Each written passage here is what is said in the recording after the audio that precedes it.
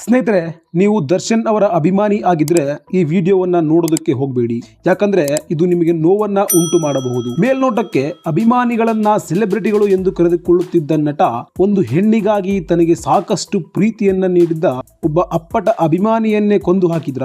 ಲಕ್ಷಾಂತರ ಜನ ಪ್ರೀತಿಸುತ್ತಿದ್ದ ಒಬ್ಬ ವ್ಯಕ್ತಿ ಮಾಡಿದ ಕೆಲಸ ಅದೆಷ್ಟು ಸರಿ? ದರ್ಶನ್ ಕೊಂದದ್ದು ಕೇವಲ ಒಬ್ಬ ಅಭಿಮಾನಿಯನ್ನಲ್ಲ, ಬದಲಾಗಿ ಲಕ್ಷಾಂತರ ಅಭಿಮಾನಿಗಳ ನಂಬಿಕೆಯನ್ನ ಹಾಗೆ ಪ್ರೀತಿಯನ್ನ. ಸ್ನೇಹಿತರೆ, ಬನ್ನಿ ಹಾಗಿದ್ರೆ ಅಲ್ಲಿ ಏನೇನ್ ನಡೀತು ಎನ್ನುವಂತಹ ಇಂಚಿಂಚು ಮಾಹಿತಿಯನ್ನ ತಿಳಿಯೋಣ.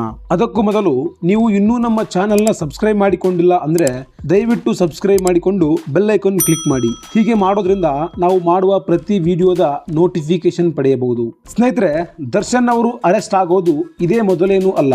ಇದಕ್ಕೂ ಮೊದಲು ಸಾಕಷ್ಟು ಬಾರಿ ಅವರನ್ನ ಬಂಧಿಸಿ ವಿಚಾರಣೆಗೆ ಒಳಪಡಿಸಲಾಗಿದೆ. ಆದ್ರೆ ಈ ಬಾರಿ ಆಗಿರೋದು ಮಾತ್ರ ತುಂಬಾ ಆಘಾತಕಾರಿಯಾದಂತಹ ಘಟನೆ. ಹಾಗಿದ್ರೆ ಏನದು ಎನ್ನುವುದನ್ನ ತಿಳಿಯೋಣ. ಕೆಲವು ತಿಂಗಳುಗಳ ಹಿಂದೆ ಪವಿತ್ರ ಗೌಡ ಹಾಗೂ ದರ್ಶನ್ ಪತ್ನಿಯರ ನಡುವೆ ಸೋಷಿಯಲ್ ಮೀಡಿಯಾದಲ್ಲಿ ತಿಕ್ಕಾಟ ನಡೆದಿತ್ತು. ಆಗ ದರ್ಶನ್ ಅವರ ಅಭಿಮಾನಿಗಳು ಕೆಲವರು ವಿಜಯಲಕ್ಷ್ಮಿ ಅವರ ಪರ ನಿಂತರೆ, ಇನ್ನೂ ಕೆಲವರು ಪವಿತ್ರ ಗೌಡ ಅವರ ಕಡೆಗೆ ನಿಂತಿದ್ರು.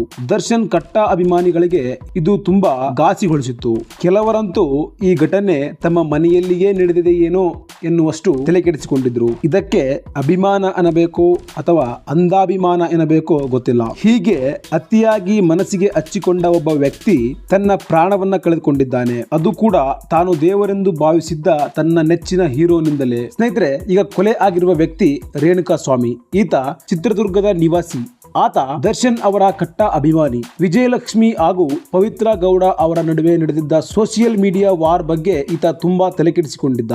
ಪವಿತ್ರ ಗೌಡ ಅವರಿಂದ ದರ್ಶನ್ರ ಕುಟುಂಬದಲ್ಲಿ ತೊಂದರೆ ಆಗ್ತಿದೆ ಎಂದು ಆತ ತುಂಬಾ ತಲೆಕೆಡಿಸಿಕೊಂಡಿದ್ದ. ಇದರಿಂದ ಪವಿತ್ರ ಗೌಡ ಅವರ ಮೇಲೆ ಸಿಟ್ಟಾಗಿದ್ದ. ಪವಿತ್ರ ಗೌಡ ಅವರಿಗೆ ಇನ್ಸ್ಟಾಗ್ರಾಮ್ ನಲ್ಲಿ ಕೆಟ್ಟದಾಗಿ ಮೆಸೇಜ್ ಮಾಡಿದಂತೆ.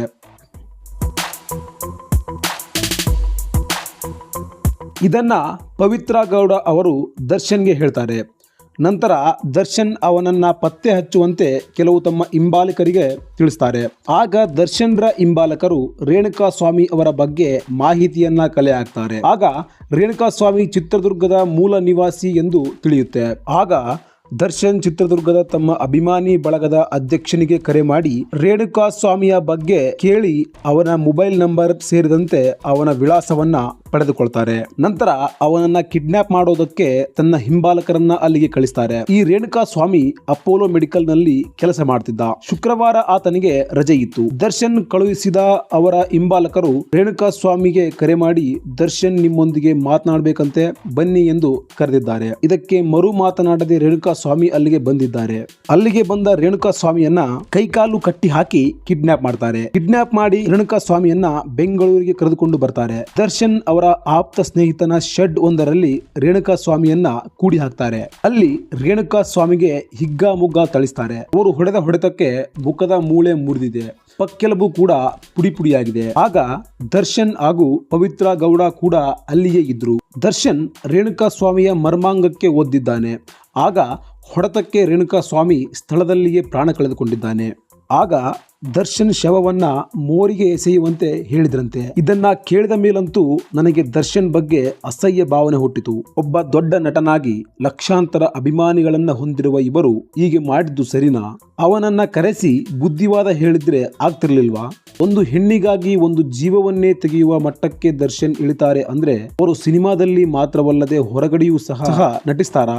ಅದೇನೇ ಇರ್ಲಿ, ಆದ್ರೆ ದರ್ಶನ್ ಒಂದು ಜೀವವನ್ನ ತೆಗೆದಿದ್ದು ಮಾತ್ರ ಕ್ಷಮಿಸಲು ಸಾಧ್ಯವಾಗದ ತಪ್ಪು. ಇದರ ಬಗ್ಗೆ ನಿಮ್ಮ ಅಭಿಪ್ರಾಯ ಏನು ಎನ್ನುವುದನ್ನು ಕಮೆಂಟ್ ಮಾಡಿ. ಮುಂದಿನ ವಿಡಿಯೋದಲ್ಲಿ ಮತ್ತೆ ಸಿಗೋಣ. ಧನ್ಯವಾದ.